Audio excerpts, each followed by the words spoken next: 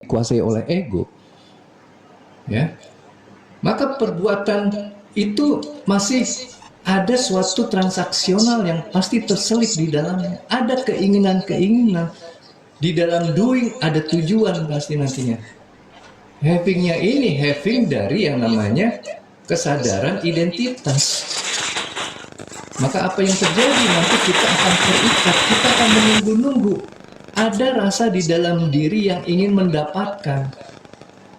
Karena itulah suatu cara kerja otak yang natural ketika dia masih dikuasai oleh identitasnya, oleh egonya.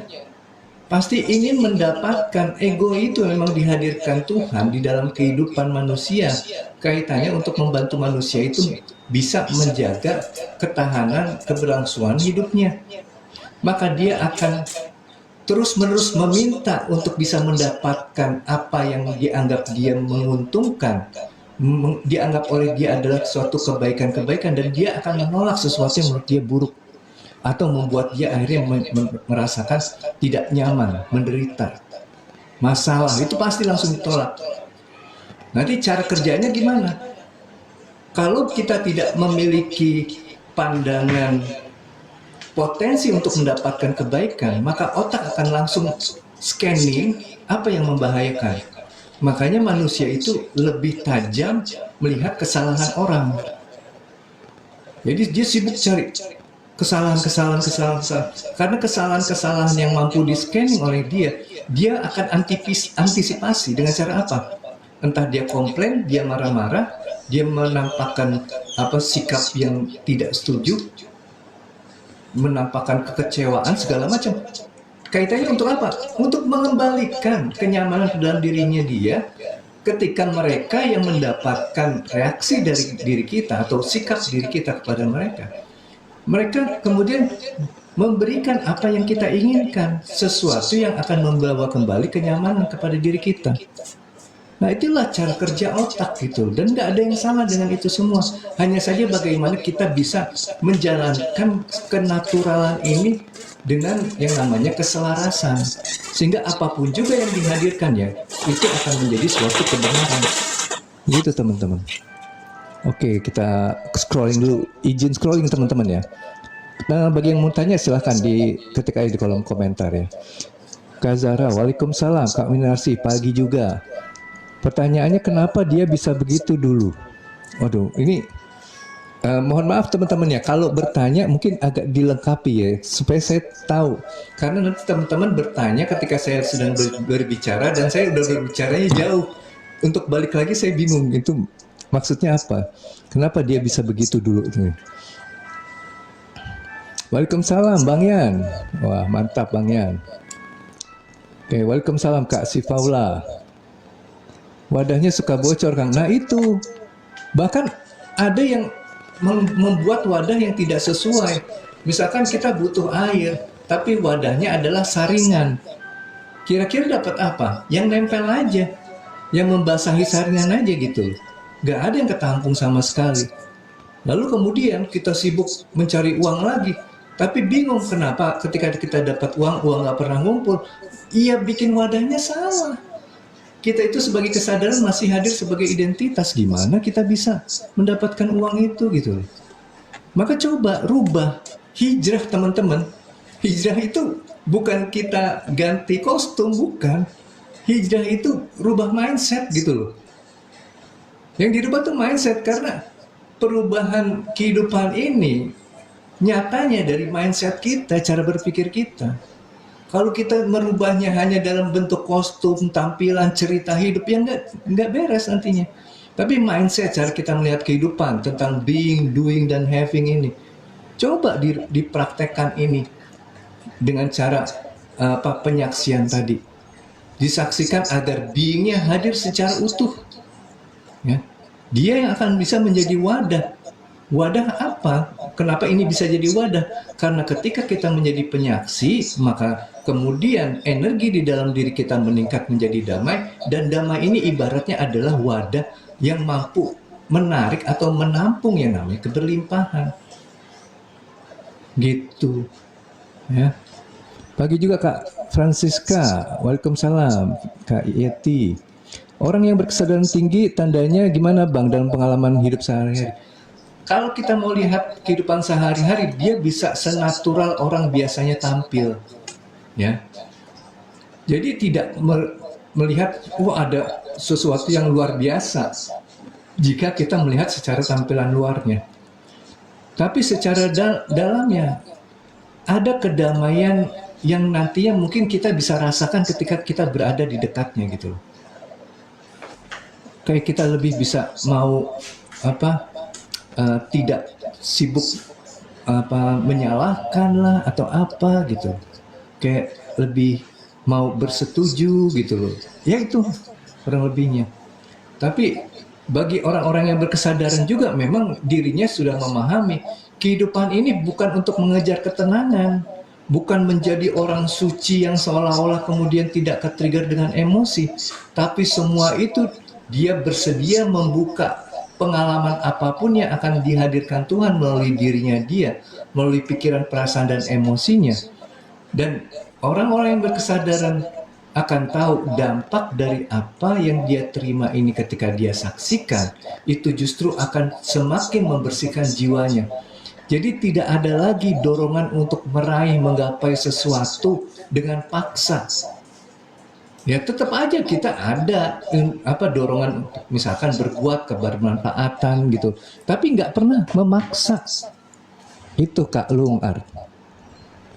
Oke, kita lanjut lagi ya, scrolling lagi. Teman-teman kalau ada pertanyaan silahkan. Kak Darmawati, waalaikumsalam. Oke, Kak Nikmah, santai. Itu maksudnya kenapa suaminya silent treatment tadi itu Kang. Nah, ya itu dia makanya. Jadi ya kembali lagi, silent treatmentnya orang-orang ini kan sebenarnya mengingatkan kepada diri kita ada emosi-emosi yang harus dirilis karena jiwa ini ketika masih melekat dengan emosi, dia kayak tersekat perjalanannya untuk bisa pulang, untuk bisa kembali. Padahal secara tujuan jiwa ini ya memang wa inna ilahi rojiun. Ya.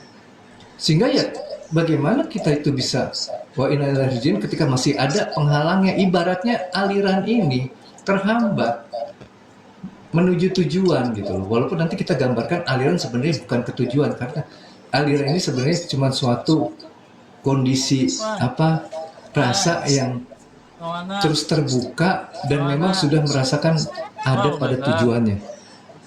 Gitu. Ini dari Kak Enok, maaf Bang, maksud wadah itu apa? Nah wadah itu secara energi yang ada di dalam diri kita itu tadi yang saya sebut sebagai emosi-emosi. Kualitas jiwa lah kalau kita mau perluas lagi. Ya. Kalau jiwa-jiwa yang sudah secara emosi itu tidak ada lagi kemelekatan dengan yang namanya identitas, maka dia menjadi jiwa yang akan mendapatkan curahan nikmat Tuhan dalam bentuk keberuntungan. Bahasanya Tuhan tuh begini kurang lebihnya.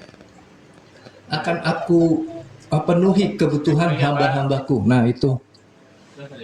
Jadi artinya kita dihadirkan yang namanya wadah sehingga kondisi terpenuhinya itu akan bisa kita dapatkan. Gitu. Jadi semua ini tentang dia sebenarnya, bukan kita yang melakukan. Orang-orang yang menyatakan atau menggarisbawahi bahwa usaha ada sesuatu yang paling penting dan utama tanpa mempedulikan tentang being, ibaratnya dia masih hadir sebagai Tuhan yang merasa sayalah yang punya kekuatan, sayalah yang punya kemampuan, sayalah yang menentukan. Tuhannya itu disingkirkan, dia hanya dijadikan boneka lah dalam tanda kutip. Boneka yang mungkin nanti ketika dipuja-puja dan kemudian dia berdoa, dia akan bisa mendapatkan apa yang dia inginkan. Jadi kembali lagi, semua tentang dia. Dianya ini sebagai aku tiga gitu ya. Sebagai identitas gitu loh. Ya bagaimana mungkin yang seperti ini bisa menjadi wadah? Nggak bisa Mas. Karena apa? Karena secara konsep awal dihadirkannya jiwa dalam kehidupan untuk bisa mengenal Tuhan sebagai tempatnya dikembali. Mengenal itu bisa memahami tentang penyatuan dengan Tuhan. Karena pada awalnya jiwa yang dihadirkan ke dalam kehidupan ini juga belum benar-benar mengenal Tuhan. Kenapa saya berani berkata begitu? Karena ini apa yang dikatakan oleh jiwa ini, kalau di Al-Quran itu ada di surat 7172 ya. Jiwa ini berkomitmen untuk hanya mengesahkan Allah gitu. Mengesahkan artinya menyatu. Berarti dia belum menyatu dong. Gitu. Masih ada pemahaman jiwa, mindset dari jiwa bahwa dia itu terpisah dari Tuhan. Nah, ini diperjalankan di dalam kehidupan supaya dia paham bahwa dia tidak pernah terpisah dari Tuhan. Begitu kurang lebihnya. Oke. Kita lanjut lagi ya teman-teman. Mantap Mas Ari. Oke Kak Toto. Terima kasih. Benar itu Kang. Yes, mantap. Kak Hamid. NTT hadir. Oke, mantap NTT. Ruang kosong pagi juga Kak Mooncake. Ya, berarti wadah itu bisa dibesarkan Bang. Atau paten nggak bisa dirubah? Ya bisa tanpa batas wadah itu. Ketika jiwa semakin bersih, dia semakin terkoneksi dengan sang sumber. Ketika kita terkoneksi dengan sang sumber, apa yang tidak kita bisa dapatkan? Dia wadahnya akan besar sekali, cuman wadah ini nanti tidak terjebak kepada identitas, sehingga dia tuh nggak kayak lapar dan rakus terhadap yang namanya materi gitu loh. Karena dia udah tahu yang lebih esensi, bahwa semua materi ini dihadirkan untuk memfasilitasi diri kita semakin dekat dengan Tuhan, bukan untuk semakin terikat dengan materi ini, Kak Luwung Art. Ya bisa dirubah tentunya ini gitu ya. Tapi dirubahnya juga sampai limitless. Tapi yang kita tampung nanti juga bukan hanya yang sifatnya material tadi.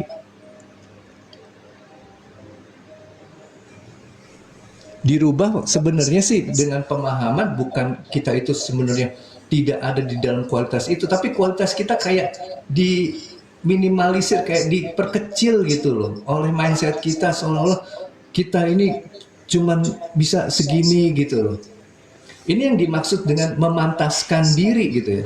Memantaskan diri itu bukan menggunakan suatu persepsi afirmasi aja kok. Kamu ini pantas mendapatkan yang luas. Gak bisa dengan cara begitu gitu. Kalau kita terus pantas, ini cuma afirmasi, suatu kalimat-kalimat yang ada sisi-sisi hipnosisnya, agar kemudian kita membayangkan diri kita adalah yang mampu mendapatkan banyak harta.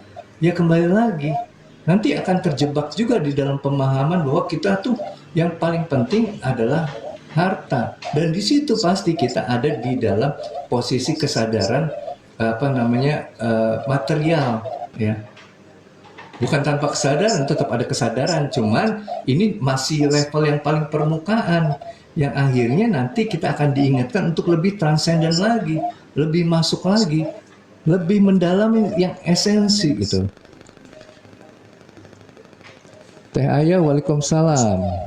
Kak Cahya, oke mantap. Kak Iskandar, waalaikumsalam. Gimana Bang kalau mau mengenal diri sendiri, apakah harus pakai cara ritual? Saya masih belajar. Iya, Kang Dadang. Jadi gini, sebenarnya ya kata-kata mengenal diri artinya sebenarnya diri sejati itu sebenarnya sudah ada gitu loh. Hanya saja tertutupi sehingga perlu untuk dibuka lagi. Ini yang dimaksud dengan mengenali. Ya, karena untuk bisa mengenal ya harus ketemu dulu dong. Sampai pada tahap kita mengalami secara utuh, baru di situ dikatakan mengenal. Jadi bagaimana kita mengenali diri yang sejati ini gitu? Ya dengan cara kita mengenali diri yang identitas dulu ya.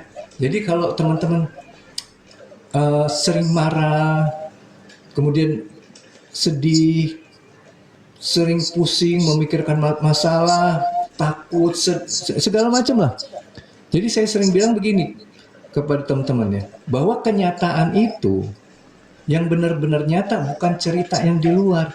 Karena cerita ini akan bisa menjadi beda bentuknya ketika dilihat dari perspektif yang berbeda. Nah, perspektif ini tergantung dari background pengalaman hidup kita yang kemudian kita sebut sebagai belief system kita. Yang kita kemudian melihat itu dengan filter belief system atau keyakinan kita. Ya. Nah, kalau yang nyatanya di dalam, artinya kita itu hanya fokus dengan apa yang ada di dalam aja gitu. Kenali yang di dalam munculnya gimana. Pikiran yang menghadirkan cerita-cerita yang kita maknai sebagai kita selalu dirugikan, kita jadi korban, segala macam. Dan itu pasti akan menimbulkan perasaan yang spesifik, relate dengan apa gambarannya atau ceritanya. Ya. Dan nyatanya lebih hadir sebagai emosi karena ada sensasi dalam bentuk dorongan rasa tidak nyaman yang ingin segera merubahnya gitu. Itu emosi-emosi. Ya. Nah itu coba disadari dulu. Pisahkan dulu diri kita agar kita itu tidak merasa ada sebagai diri identitas ini. Kalau kita terus ada dengan apa di dalam diri identitas dengan ungkapan kurang lebih seperti ini, saya sakit, berarti kita ada di identitas itu, kita menyatu dengan identitas. Tapi kalau saya ungkapkan, saya merasakan ada sensasi sakit yang hadir entah di badan atau di perasaan kita, itu sudah mulai ada jarak ya. Nah harapannya kita berjarak dulu, karena ketika kita berjarak mulai nih kita shifting dari diri identitas menuju diri yang sejati. Ya. Nah, ketika sudah menjadi mampu untuk menerus diamati, arti kita terus memisahkan diri. Di sini kita baru mempertegas diri sejati melalui yang namanya penyaksian emosi-emosi yang sensasinya kita rasakan secara utuh. Dirasakan aja di situ. Nanti kita akan menghadirkan diri sejati kita, yaitu jiwa yang sudah lagi tidak ditutupi oleh yang namanya identitas melalui emosi-emosi yang terhadirkan. Kurang lebihnya begitu, Kang Dadang ya. Jembatan kembar tasawuf mantap, Kang. Ya, alhamdulillah. Yang bagian dari identitas itu apa saja, Bang? Yang bagian dari identitas itu sederhananya seperti apa yang tampil di luar dalam bentuk fisik, pemaknaan bahwa kita itu adalah tubuh fisik kita. Lalu identitas apa lagi? Ya, keyakinan-keyakinan tadi yang terinstal di dalam pikiran kita bahwa kita adalah orang yang perlu banyak uang gitu, kita perlu banyak kasih sayang atau apa. Pokoknya kriteria tentang yang menurut kita baik apa dan yang buruk menurut diri kita tuh apa. Itu semua identitas sebenarnya. Nah, secara umumnya kurang lebih begini, selain fisik, yang identitas itu adalah pikiran, perasaan, dan emosi kita. Hai Mas Ari, kenapa kalau ada orang sakit terus banyak yang datang dan memberikan rezeki buat yang sakit berupa uang? Ya, kembali lagi ini perspektifnya mungkin perlu digali lagi dari orang-orang tersebut ya, kenapa kemudian memberikan rezeki berupa uang. Tapi sederhananya kalau secara logika aja, orang yang sakit itu kan butuh biaya ya. Ya, jadi ya kita membantu pembiayaannya. Tapi kembali ini ranah dari cerita. Walaupun ini bisa diperdalam atau menjadi jalan untuk kita lebih transenden lagi, tapi kebanyakan berhenti di ceritanya aja. Dan ada juga yang datang meminjam uang ke yang sakit. Oh, kalau ada yang kemudian meminjam uang, ini berarti si sakit itu ada pendaman emosi ketakutan yang ekspresinya nanti rasa kekurangan. Ketakutan ketika sakit, uangnya berkurang, atau itu justru akan menarik orang-orang yang akan minjam uang tadi. Ya, semua kehendak Tuhan. Yes, alami manusia setelah dikasih wadah, diisi banyak malah makin menjauh. Nah itu ya kan. Jadi banyak yang tidak waspada di situ ya. Merasa wadah ini perlu kita create, kita bentuk yang ujung-ujungnya untuk having gitu loh. Havingnya dari sisi materi. Akhirnya ya diingatkan lagi oleh Tuhan bahwa kamu tujuan akhir jiwa bukan untuk mendapatkan kekayaan ini, tapi bagaimana jiwa mampu menyadari bahwa dirinya tidak pernah terpisah dari Tuhan, mengesa, menyatu gitu kan. Akhirnya itu terjadi penyatuannya. Oke, Kak Azhar, waalaikumsalam. Selamat siang juga Kak Bersemi. Kejadian kemarin mama sakit banyak datang jenguk kasih amplop, oh KAI gitu ya. Tuhan itu apa Bang? Tuhan itu yang mempunyai kualitas kesadaran gitu loh. Salah satu kualitasnya adalah kesadaran. Tuhan itu sesuatu yang eksis tapi dia tidak bisa ditunjuk. Ya. Tuhan itu yang menguasai, yang menjadi landasan kehadiran semua ciptaannya.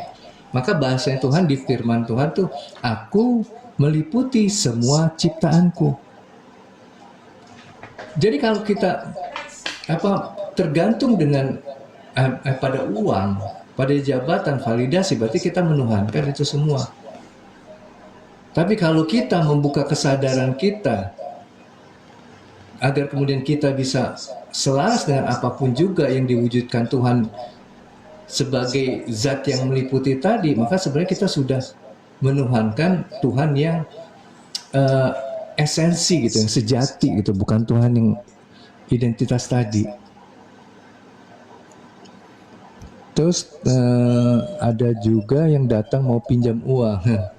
Tumen maksudnya dikira mau jenguk Nah itu coba belajar menerima, dalam arti menyaksikan semua rasa yang terhadirkan. Kekhawatiran ketika sedang sakit, duit akan habis. Nah itu coba dirasakan, ya, disaksikan. Maaf, apakah kesadaran itu berarti Tuhan itu sendiri? Bukan, Kak Luar. Kesadaran itu bukan Tuhan, tapi bagian dari ciptaan Tuhan atau bagian dari Tuhan itu sendiri. Karena saya belakangan coba melihat bahwa Tuhan itu sebenarnya tidak mencipta. Ya, karena kalau mencipta itu kan berarti ada waktu dia mencipta, ada waktu kapan dia itu tidak terjadi gitu loh. Tuhan itu sudah sempurna, Tuhan itu tidak dikuasai oleh ruang dan waktu. Nah, sehingga kemudian sebenarnya tidak ada lagi yang namanya penciptaan, karena kalau ada penciptaan berarti ada waktunya. Semua itu sudah utuh. Di ketuhanan itu semua sudah sempurna. Ya. Nah, kesadaran itu bagian dari fondasi yang mampu mewujudkan atau menghadirkan semua ciptaannya. Karena apapun juga ujung-ujungnya yang nyata adalah kesadaran itu sendiri. Misal tadi tentang peristiwa. Peristiwa itu terlihat gitu, terdengar. Tapi tanpa kesadaran penglihatan ini tidak akan menghasilkan apa-apa. Semua penglihatan dilandasi oleh adanya kesadaran. Semua pendengaran dilandasi oleh adanya kesadaran. Semua perasaan dilandasi oleh adanya kesadaran. Ya. Jadi di situ kita melihat bahwa kesadaran adalah sesuatu yang mewadahi sehingga yang kita sebut sebagai ciptaan mampu untuk hadir. Apa tujuan hidup dan kemana manusia itu setelah mati, Bang? Dari Kak Ali. Nah, sependek pengetahuan saya, hidup ini kalau kita bicara tentang Tuhan yang tidak lagi dikuasai oleh ruang dan waktu atau bebas dari ruang dan waktu, maka sebenarnya hidup itu bukan sesuatu yang ada tujuannya, gitu ya. Bukan sesuatu yang ada tujuannya. Ya. Jadi hidup itu sebenarnya di kacamata Tuhan atau perspektif ketuhanan adalah ekspresi dari keberadaan Tuhan aja gitu. Gimana nanti kita akhirnya paham tentang takdir yang memang sudah ada ceritanya gitu kan. Artinya kan yang kalau kita memahami takdir bisa kita rubah-rubah, berarti maha taunya Tuhan juga harus kita batalkan dong. Asma yang maha tahu itu kita batalkan karena kan Tuhan nunggu dulu apa yang akan kita rubah. Baru nanti akan terjadinya seperti apa. Nah, kematian juga sebenarnya sebuah ilusi. Karena tidak ada yang benar-benar mati. Hanya berganti layer kesadaran aja. Yang tadinya kesadaran fisik, materi, kemudian masuk ke kesadaran jiwa. Semua ini nantinya akan berakhir pada kesadaran ketuhanan gitu. Dari kesadaran jiwa nanti masuk ke kesadaran ruh. Maka kembalinya kita sebenarnya bukan perkara di layer kesadaran apa kita ada saat ini, tapi ketika kita ada di kesadaran layer, bahkan itu adalah layer materi, kita bisa menyatukan ini semua sehingga ini menjadi kesadaran ketuhanan secara utuh. Bagaimana ini bisa terjadi? Dengan yang namanya belajar menyelaraskan diri. Alatnya apa? Penyaksian. Begitu. Kalau Tuhan yang meliputi berarti Tuhan kosong, Bang?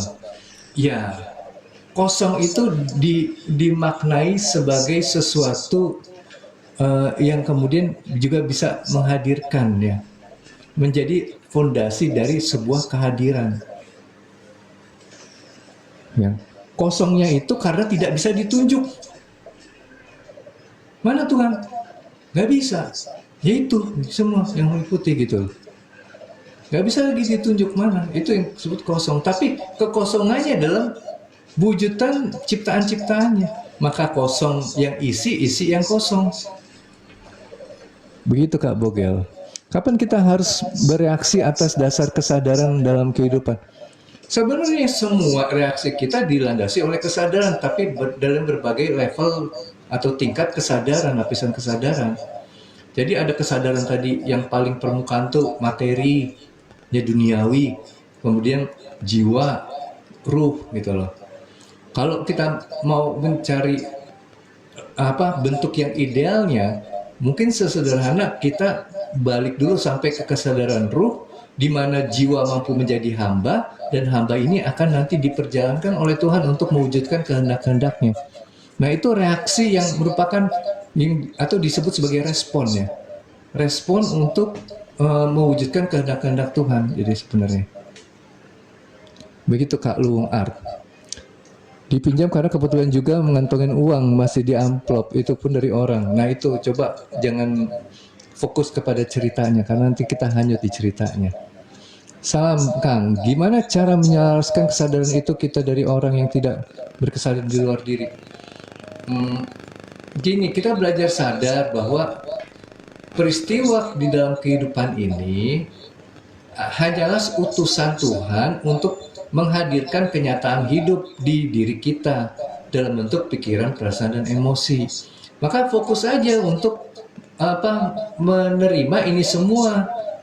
Mulai dari kita tidak merasa bahwa kita dikuasai oleh pikiran kita, perasaan, dan emosi dengan menjadi pengamat tadi, lalu kita menyaksikan semua ketidaknyamanan yang merupakan emosi itu, agar kemudian kita itu bisa hadir sebagai wadah yang kalau secara kualitas emosi itu disebut sebagai damai. Ketika damai, kita kayak nggak ada dorongan untuk memisahkan diri, mempertegas mana yang benar, mana yang salah. Ya di situ kita bisa menyatu gitu, bisa selaras. Jadi otomatis orang pun yang ketika kita sudah mempunyai energi yang positif, tadi yang damai, ini juga akan berimbas kepada orang-orang yang mungkin tadinya mempunyai energi-energi yang negatif. Ya. Jadi akan terjadi perubahan-perubahan yang sifatnya nanti akan menyatukan. Bagaimana dengan reinkarnasi, Pak Ari? Pertama-tama saya nggak bisa ngejawab tentang reinkarnasi, ya, karena saya belum pernah mengalaminya.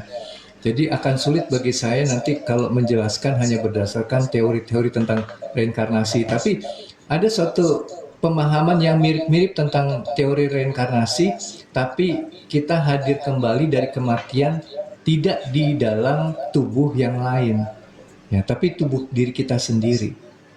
Seperti kita setiap kali bangun tidur, itu kan sebenarnya disebutkan juga bahwa hidup dan tidur dan mati itu sebenarnya sama.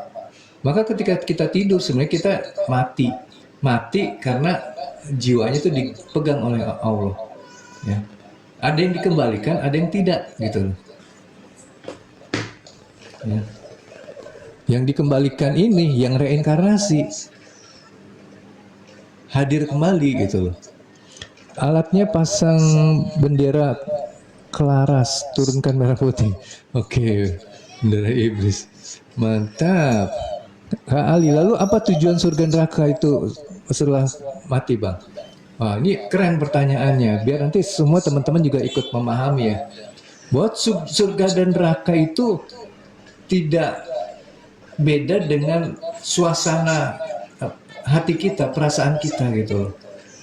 Jadi yang membuat jiwa itu merasa ada di neraka ya karena ada rasa yang menempel di dalam dirinya dalam bentuk sesuatu yang dimaknai keburukan dan kemudian dirasakan tidak nyaman. Itu neraka gitu. Ya. Surga dan neraka ini adalah jembatan untuk bisa membuat jiwa itu menyatu dengan Tuhan. Surga dan neraka ini adalah utusan-utusan Tuhan dalam bentuk ciptaan-ciptaannya yang nantinya akan membawa jiwa ini bisa menyatu kepada Tuhan. Dengan cara apa? Dengan cara menjadi penyaksi. Maka nikmati semua kesengsaraan yang terhadirkan di dalam diri hasil pemaknaan yang sifatnya subjektif ini. Ya, dirasakan, terus semakin dirasakan, akhirnya semakin membuka, semakin damai. Ketika damai sudah menjadi hamba, di situ yang namanya surga sudah bisa kita dapatkan, dan nantinya akan menyatu ketika hamba ini sudah menjadi hamba yang bersyukur.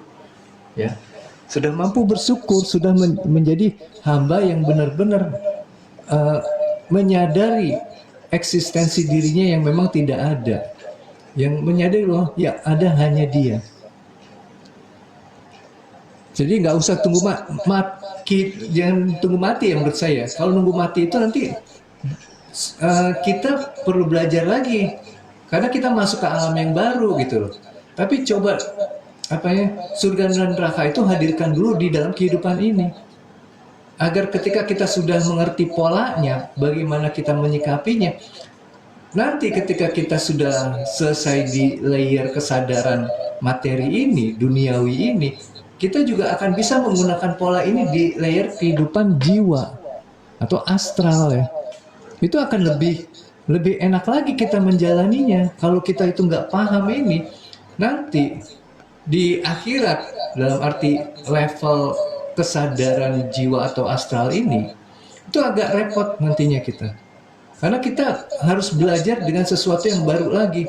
Tampilannya baru, membawa suatu kondisi yang kita maknai berbeda, akhirnya kita terjebak lagi dengan cerita nanti di sana. Tapi kalau kita sudah paham bagaimana melihat ini sebagai sebuah sistem, ya kita tinggal aplikasikan aja sistem itu di dalam kehidupan berikutnya. Makanya Tuhan mengatakan, jika kamu buta di dunia, maka kamu akan buta di akhirat. Bahkan kamu akan lebih tersesat. Ya karena kita nggak paham tentang sistem ini. Padahal yang Tuhan kehendaki dalam kehidupan ini, jiwa ini belajar tentang sistem gitu loh. Ini cara kamu menyatu denganku. Dikasih fasilitasnya. Ada ego, ada belief system, ada apapun juga yang akhirnya menimbulkan surga dan neraka. Begitu, Rahayu juga Kak Tunggul Ireng.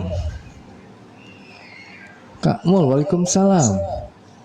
Berarti enak kita terima, nggak enak pun kita, iya betul, tapi bukan dengan suatu dorongan untuk memaksa menerima ya, nggak, justru dengan mengalir ya, flowing. Jadi mungkin bahasanya bukan let it go, tapi let it flow, karena yang flow nanti akan go dengan sendirinya. Karena kalau kita let it go tuh nanti bisa juga dia sikapnya atau caranya dilakukan dengan ignore atau mengabaikan atau kita menutup. Ini Kak Profesor Elang, indikatornya apa Bang? Nah, indikator apa nih? Tadi saya minta tolong ke teman-teman ya, kalau saya lagi ngomong terus saya bertanya, mungkin bisa tolong dilengkapi biar saya tuh paham sebenarnya yang lagi ditanya tuh penjelasan yang mana tadi gitu. Sistori, Waalaikumsalam. Oke, puasa yang berkesadaran yang manakah itu? Nah, ini juga bagus pertanyaannya. Jadi saya bilang bahwa puasa itu bukan perkara kita menahan lapar aja. Apalagi terusnya seolah-olah dilengkapi. Dengan apa? Dengan pemahaman bahwa ketika kita lapar, kita merasakan penderitaan orang lain, gitu. Kita mampu untuk kemudian menyisihkan sebagian makanan kita untuk orang lain yang kelaparan. Selalu kaitannya tentang amal soleh, tapi amal soleh yang dilakukan tidak dengan kesadaran yang utuh. Justru puasa ini menghadirkan kesadaran yang utuh. Kenapa memerlukan yang namanya menahan makan, minum? Ketika manusia tidak makan, tidak minum, maka dia akan lebih peka secara rasa. Yang tadinya lapar sedikit, tutup makanan, ya kan? Dia terlalu banyak fluktuasi rasa yang akhirnya dia hanyut di situ gitu loh. Tapi kalau kita puasa itu, kita kayak lebih slow. Jadi bukan berarti kita mengurangi yang namanya aktivitas. Seolah-olah puasa itu harus lebih banyak diamnya. Bukan itu. Diam itu kaitannya bagaimana menghadirkan fokus kepada apa yang hadir sebagai kenyataan di dalam diri kita. Pikiran, perasaan, sama emosinya. Nah, ketika puasa juga, ketika badan nggak support karena kekurangan cairan, kekurangan makanan, maka itu akan mendorong pendaman emosi lebih bisa terlihat. Kalau teman-teman perhatikan ketika teman-teman puasa, kebanyakan emosi itu lebih mudah keluar gitu, lebih mudah muncul. Ketimbang ketika kita nggak puasa, lagi emosi ngerokok. Ngerokok ada nikotin bikin santai, akhirnya ketutup lagi gitu kan. Alih-alih perasaan itu bisa kita saksikan agar kemudian damainya itu bisa hadir, kita tutup dengan aktivitas yang akan menenangkan gitu loh. Nah, ini sama aja loh kalau kita belajar atau menggunakan hipno ini untuk menutupi, juga akhirnya dampaknya seperti itu. Jadi bukan hipno yang salah, tapi ibaratnya hipno ini adalah pisau. Kita harus tahu cara menggunakannya dengan tepat. Ya, kalau enggak malah kayak backfire lah istilahnya ke kita. Akan terjadi suatu kondisi-kondisi yang merugikan diri kita sendiri. Karena kita seolah-olah sudah mendapatkan sesuatu yang berharga, tapi justru itu menjadi penyekat jiwa untuk bisa kembali kepada Tuhan. Berbuat amal soleh bukan sesuatu prestasi sebenarnya, karena di Quran juga dikatakan ada penduduk neraka dari golongan orang-orang yang melakukan amal soleh, lalu mereka berdoa meminta kepada Tuhan untuk memberikan mereka lagi kesempatan agar bisa melakukan amal soleh dalam bentuk yang berbeda, amal soleh yang dilakukan dengan dilandasi oleh kesadaran yang murni. Jadi dia pengen dulu, oke, saya belajar membersihkan jiwa dulu ya, kemudian saya beramal soleh. Bukan sibuk beramal soleh di awal. Walaupun amal soleh ini bisa menjadi sesuatu faktor yang mampu untuk merubah kesadaran diri kita, tapi kalau kita terus tidak menyadari bahwa kita hadir sebagai ego, maka amal soleh ini justru semakin akan menutupi proses kita bisa membersihkan diri sehingga bisa menjadi hamba, bisa kembali kepada Tuhan, bisa menyatu. Begitu. Jadi puasa ini coba nanti begitu udah muncul emosi-emosi, pakai itu untuk penyaksian. Ketika penyaksian dilakukan, apa yang terjadi? Dia damai. Dari sisi kualitas jiwa akan lebih dibersihkan dari kemelekatan identitas ini. Karena emosinya sudah nggak bersifat melekatkan. Yang tadinya takut, yang pengennya menggenggam, ketika damai dia mampu melepas. Akhirnya kan tidak ada kemelekatan antara identitas dengan jiwa. Inilah jiwa yang sudah fitrah. Inilah jiwa yang pantas disebut mendapatkan kemenangan.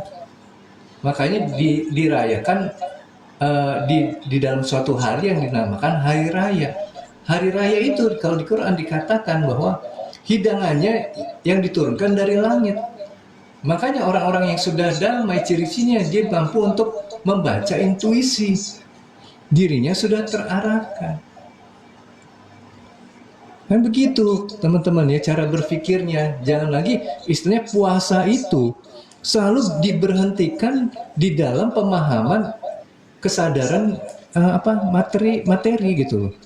Ya nanti ini tentang saya memberikan sebagian dari harta kita untuk yang tadi kita makan, kita berikan kepada orang lain. Tapi yang kita sebut kita ini yang tadi melakukan ini dan itu gitu, mencoba mengkondisikan pencernaan kita supaya lebih sehat lagi, kemudian kita memberikan sesuatu kepada orang lain, kaitannya sedang membuat solid kita sebagai identitas. Oh, saya berusaha ini menyehatkan badan gitu, dengan puasa ini akan sehat. Betul, itunya mah benar, nggak salah juga. Cuman jadi berhenti di situ aja kan. Terus penyatuan dengan Tuhannya apa? Cuma diasumsikan ketika badan kemudian sehat, lalu kemudian secara otomatis dekat dengan Tuhan. Ya nggak bisa gitu juga pemahamannya menurut saya. Nggak bisa. Karena poin utamanya adalah kita mengolah emosi ini sebagai jembatan untuk bisa secara kualitas frekuensi kesadaran diri kita itu lebih dekat dengan Tuhan. Yang tadi saya bilang jiwa yang sudah fitrah. Nah kalau kita cuma ngolah-ngolah aja nih, wah lapar, wah nanti bagus. Akhirnya apa yang terjadi? Kita tetap dalam kondisi doing dan having ini tanpa menjadi being. Beingnya ini masih sebagai identitas, bukan lagi being yang sebagai kesadaran jiwa yang bersih, bukan.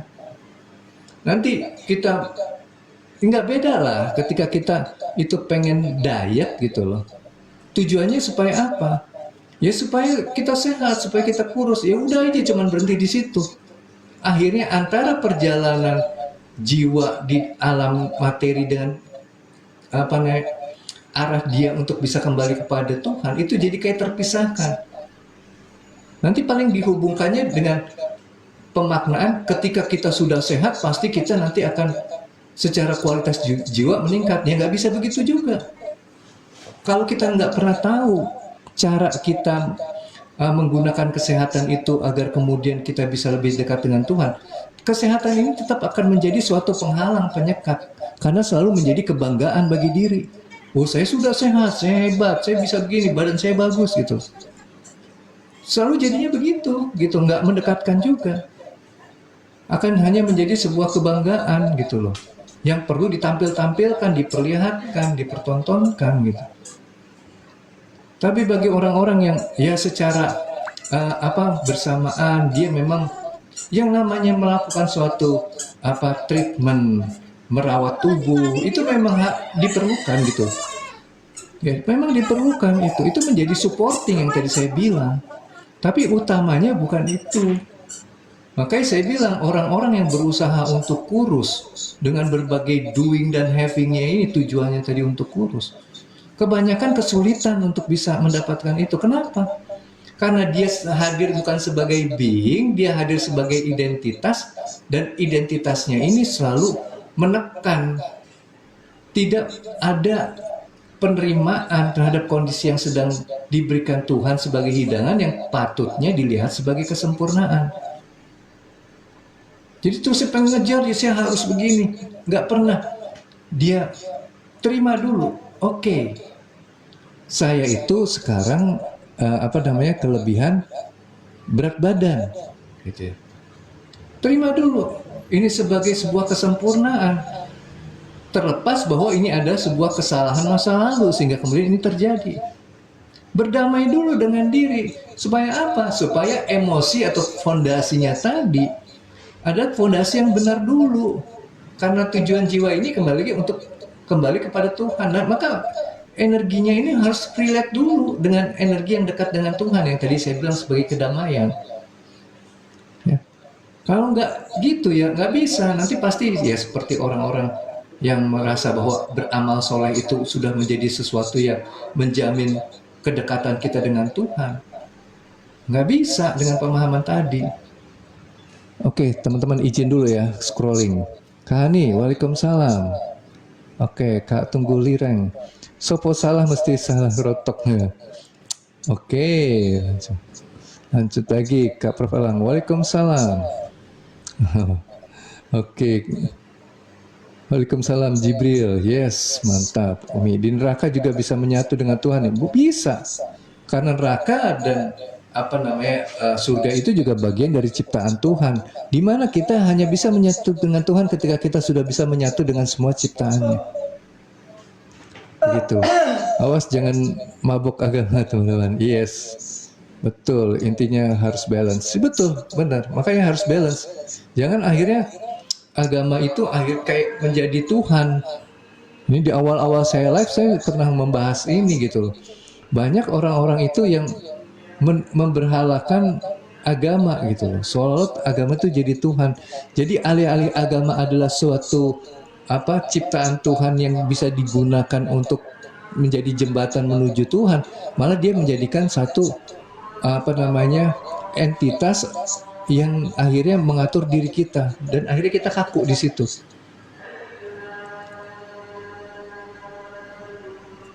Oke.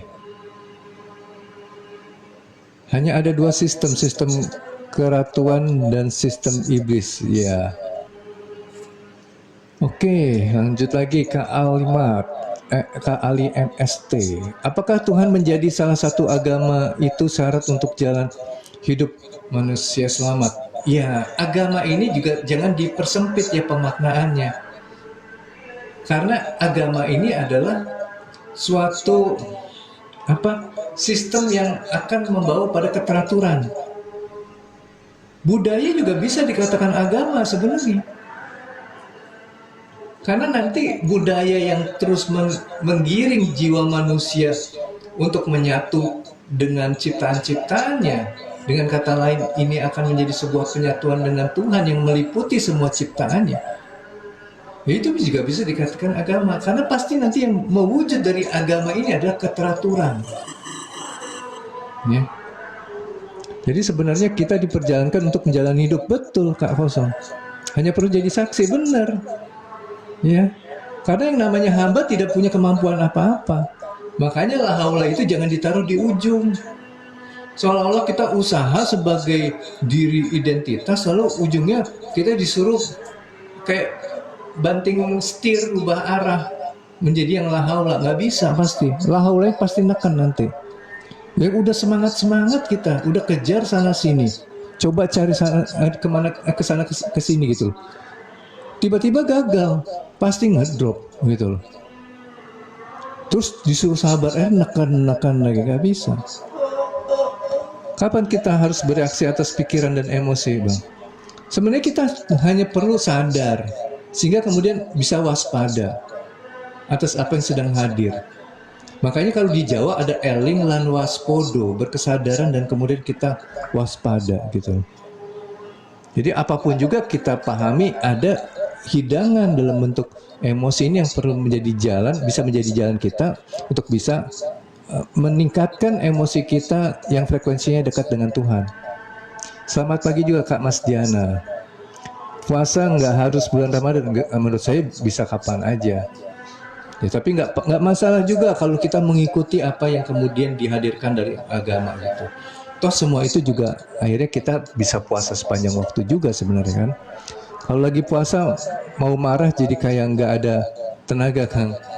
Ya, bagi sebagian orang mungkin seperti itu gitu loh. Tapi sebagian orang justru dia itu lebih cepat emosi gitu. Tapi mungkin yang dimaksud Kak Mul nih, paling nggak emosi ini tidak terekspresikan, ya itu bagus juga seperti itu efeknya.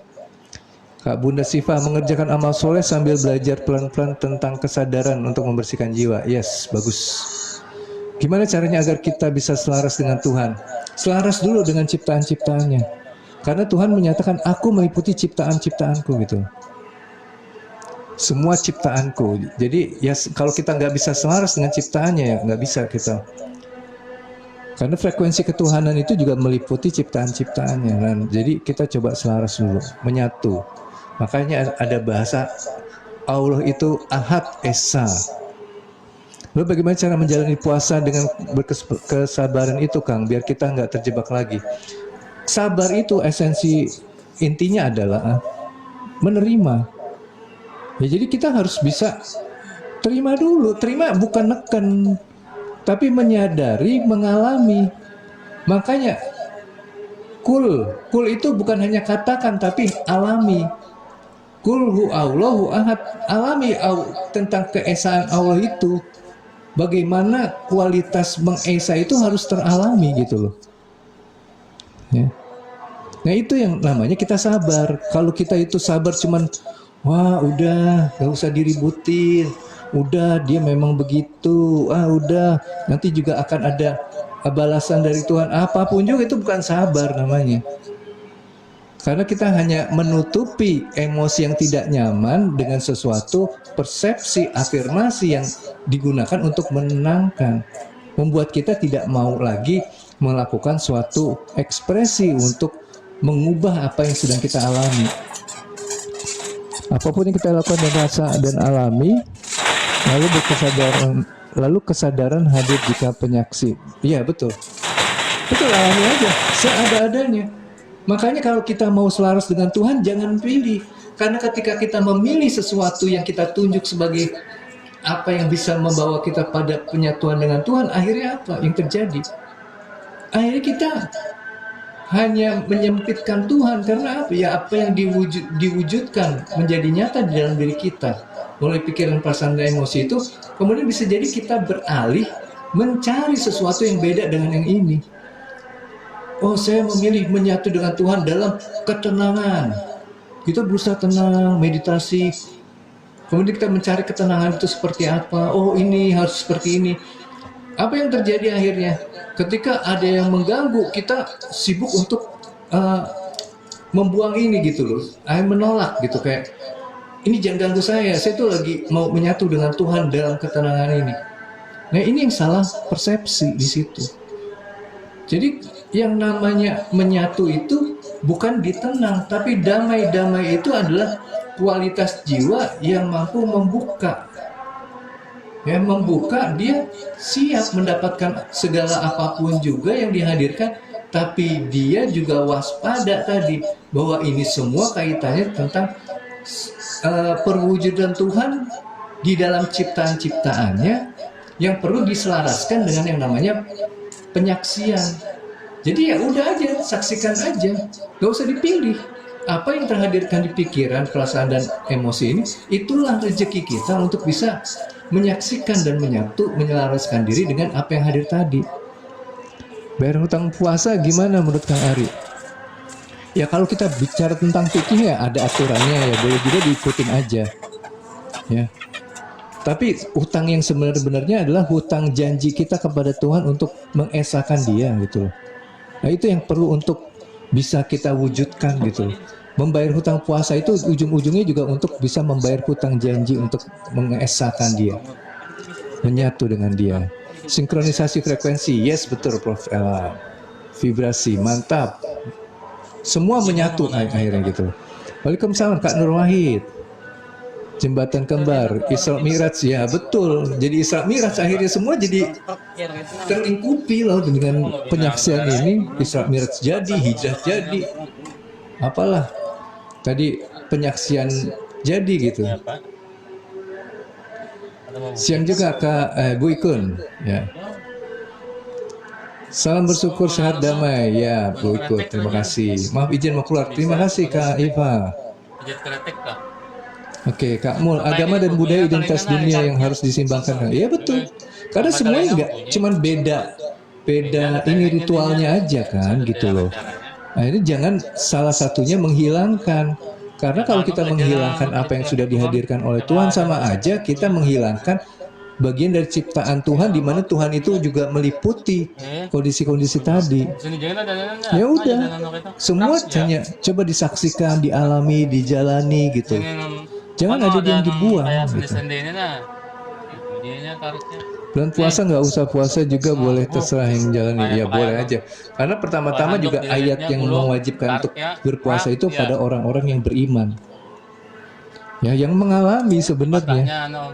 Ya, kalau kita masih mabok ya nggak bisa. Sholat aja nggak boleh gitu kan. Ya, ketika sedang mabuk artinya kita masih terseret hanyut di dalam cerita kehidupan, itu mabuk.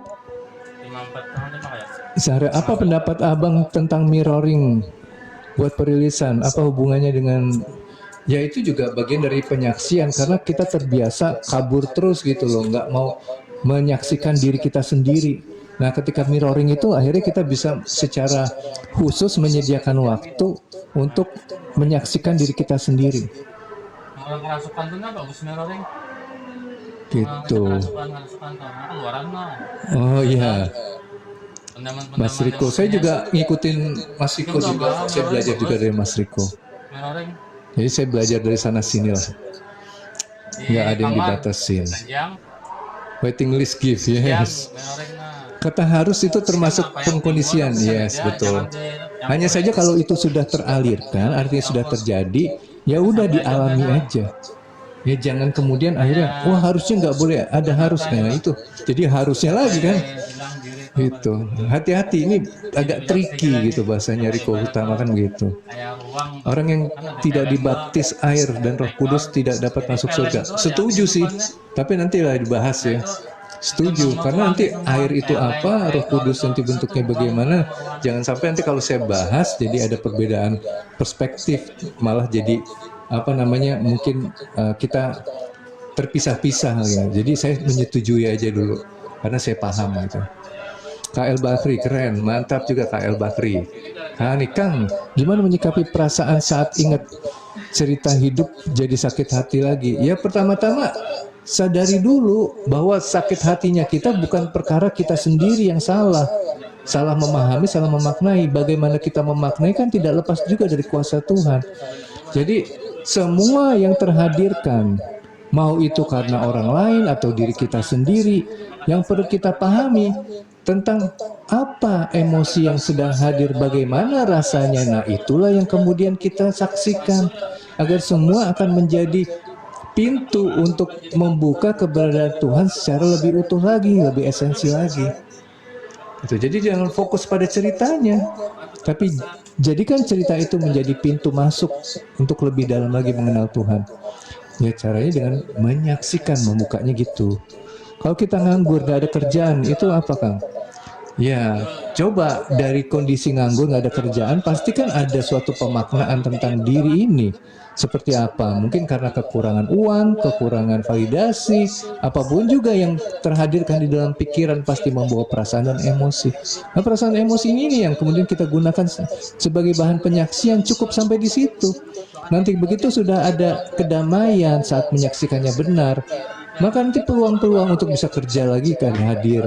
Jadi ada momen-momen ditundanya ke aktivitas kita untuk bisa mendapatkan namanya rezeki atau bentuknya uang, bukan sebagai hukuman, tapi ini momentum agar kemudian kesadaran kita terbuka lebih utuh.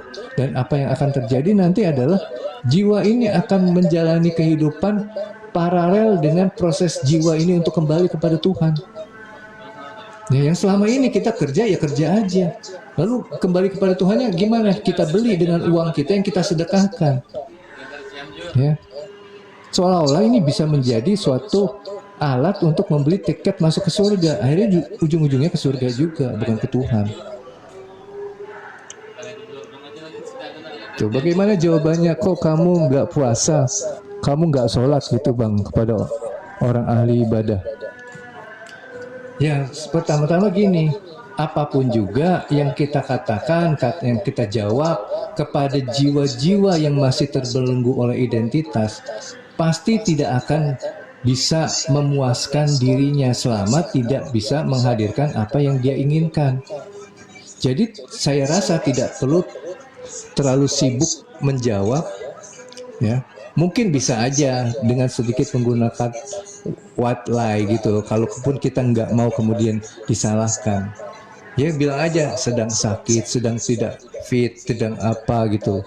Yang bisa menjadi suatu penerimaan di diri orang itu karena ada alasan yang bisa diterima oleh logikanya.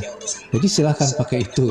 Tapi bagi saya, ya boleh juga kalau mau jawab jujur, hanya saja harus siap dengan apa yang kemudian direspon oleh orang itu dalam bentuk reaksi.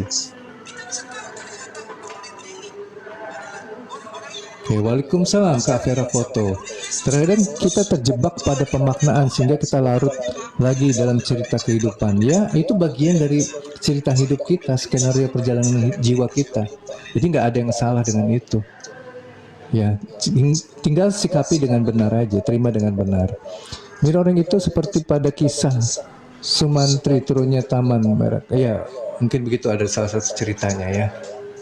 Ya itu teman-teman ya. Jadi menarik sekali pembahasan hari ini tentang being, doing dan having, walaupun saya tidak secara utuh menceritakannya kepada teman-teman, tapi mudah-mudahan teman-teman bisa memahami tentang being, doing dan having ini gitu ya. Alasan tidak puasa sedang sakit malah jadi doa Kang beneran, karena ya gak apa-apa. Paling nggak ketika kita sakit, apakah kita merasa bahwa kita tidak diberikan suatu kebermanfaatan oleh Tuhan? Karena sakit pasti menimbulkan suatu rasa yang tidak nyaman, dan itu menjadi emosi yang bisa disaksikan. Ya sudah, tinggal disaksikan. Jangan jadi masuk lagi kita di dalam kesadaran identitas yang pengen semuanya nyaman, aman, tenang gitu, senang. Udah nggak apa-apa, lepas aja. Ini kan bisa jadi kalau prasangka pikiran yang sudah mendapatkan suatu asupan pengetahuan, kalau kita bohong itu yang akan terjadi. Nah itu menjadi doa, maka itu terjadi. Ya itu kan, ya udah aja gitu.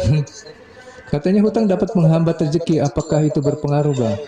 Ya, hutang yang sesungguhnya itu adalah hutang keterpisahan kesadaran jiwa kita dengan Tuhan yang harus disatukan kembali. Nah itu, karena nanti hutang-hutang yang turunannya, yang bentuknya lebih kasar seperti kita ngutang secara materi, itu landasan awalnya adalah hutang untuk bisa menyatu secara kesadaran dengan Tuhan. Ketika kita sudah menyatu dengan Tuhan, pasti rasa kekurangan itu tidak akan muncul yang mengakibatkan keputusan untuk meminjam uang itu dilakukan. Jadi betul menghambat rezeki, gitu kan, wadahnya nggak ada tadi. Karena yang bisa menjadikan wadah itu kualitas jiwa yang menjadi hamba. Nah itu yang jadi wadah. Jangan masang standar kebahagiaan tinggi, lihat pencapaiannya. Yes, betul sekali. Bilang aja masih mabuk, nah gitu, kasih bola. Boleh juga tuh. Maaf masih mabuk gitu kan. Atau maaf belum beriman gitu. Bisa juga itu. Maaf saya belum beriman. Jadi belum menjadi bagian dari golongan orang-orang yang diwajibkan gitu kan. Kalau kita sudah kenal diri sejati, internet jadi gratis kan. Iya betul. Dari membuka market, oke, gitu teman-teman. Jadi banyaklah yang kita bisa lakukan ini. Yang penting gini teman-teman, yang perlu difokuskan tadi jadi penyaksi ya. Karena jadi penyaksi ini ya landasan lah. Penyatuan itu ya mulai dari jadi penyaksi. Ini paling enggak suatu yang saya yakini, karena ini yang saya aplikasikan di dalam hidup ya. Jadi saya tidak terlalu sibuk tentang cerita. Kalaupun nanti pikiran-pikiran saya ada di aliran yang bentuknya saya sibuk berpikir, ya saya juga terima itu bagian dari proses perjalanan hidup saya aja. Ya, terima kasih juga Kak Si Paula.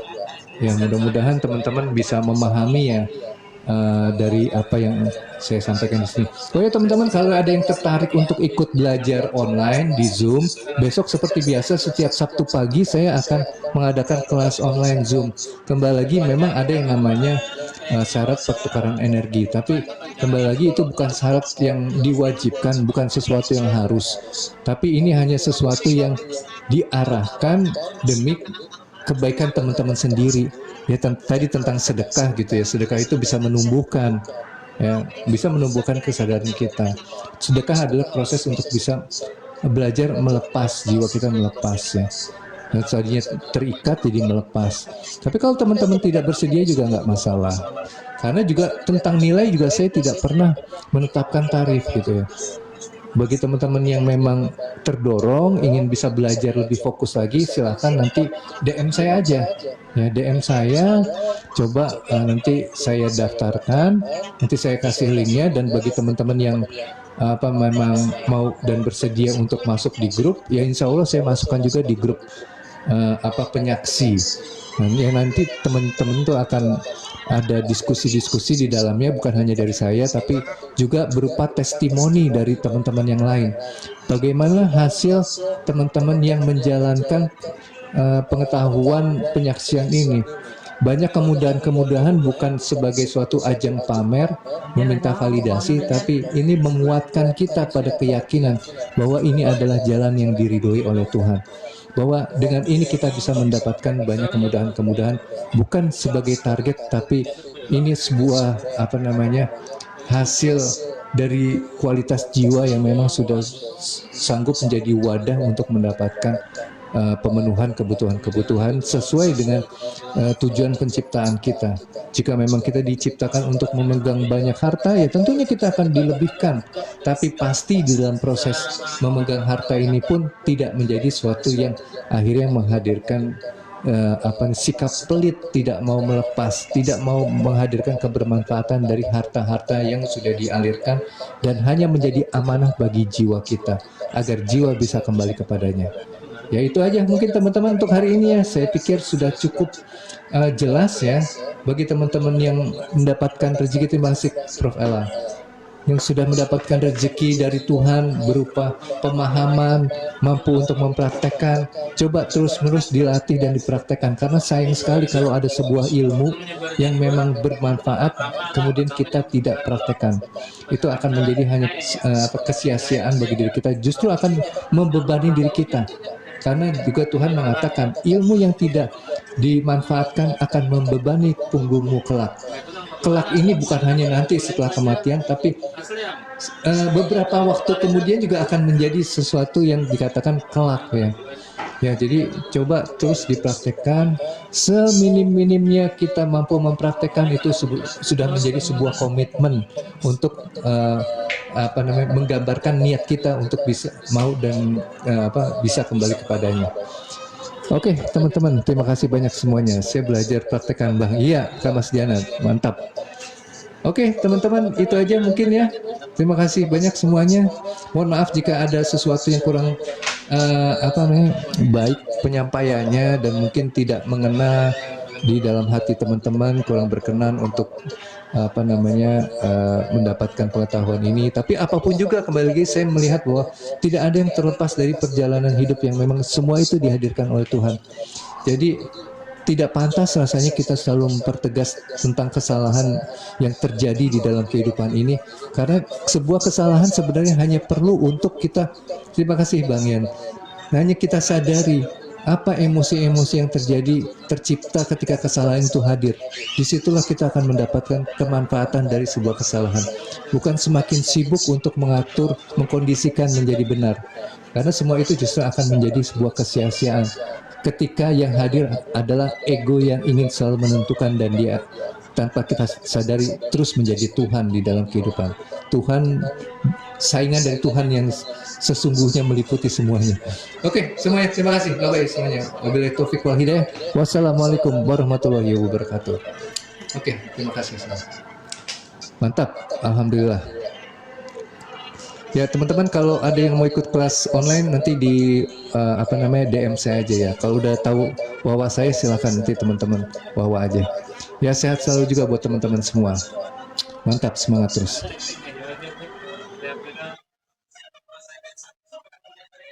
Kayak alamnya tinggal alam.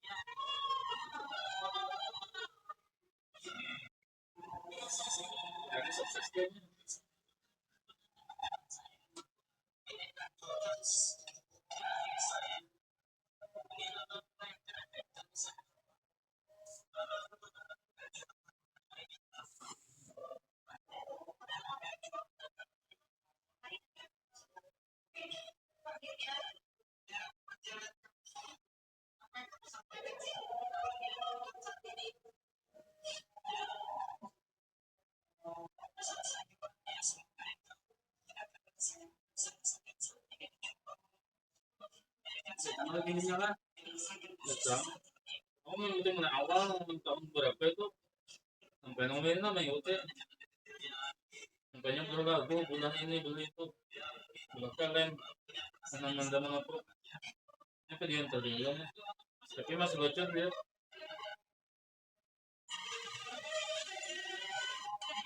ada merayu ayat ting hanya hanyanya tujuannya merayu ayat ting mulai pemulaannya mulai mereka menjadikan hanyarnya nah tujuannya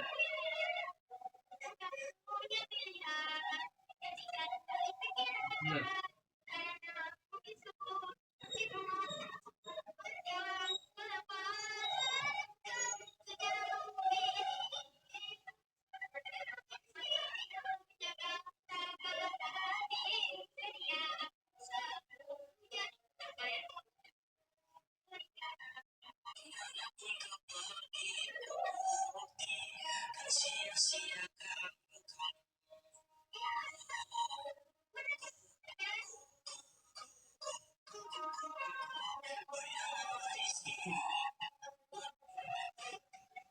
Nah dia nanya ya sekitar sebentar model jadi modelnya dan itu getar lalu batasnya terus terakhir taruh aja oh ya batasnya apa oh getar batasnya setengah aja orang melihat di getarannya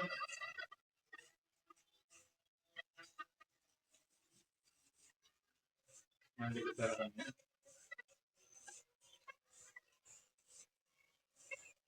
sepatunya kayak bagian dalam ini kajian bagian dalam di sepatu tuh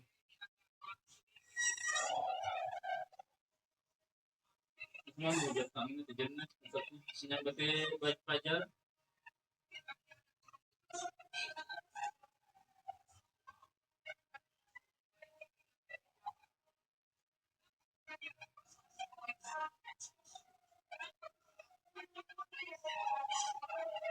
betul betul betul besar saya